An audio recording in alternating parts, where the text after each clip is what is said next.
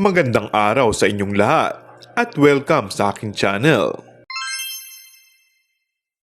Kumalat ang tungkol sa paglipat ng management team ni Paulo nang matchikang nakipag-meeting siya sa isang producer na gustong kunin ang kanyang serbisyo para sa isang proyekto.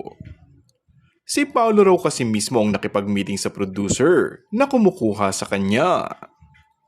Nag-expire na rin ang kontrata ni Paulo noong September sa ABS-CBN Studios at ang chika nga, mag-renew naman ito ng contract at nakatakdang gawin sa pagpasok pa lang ng 2025.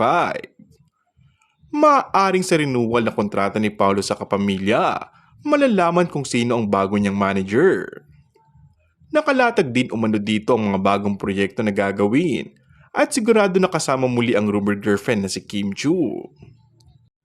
Sinigurado naman ng source na bukod sa pelikula na My Love Will Make You Disappear na mapapanood na sa February, ay may bigating proyekto sila na pagsasamahan ng aktres. And that's all for our today's video. Kung bago ka lang sa aking channel ay mag-subscribe at pindutin na rin ang notification bell. Maraming salamat!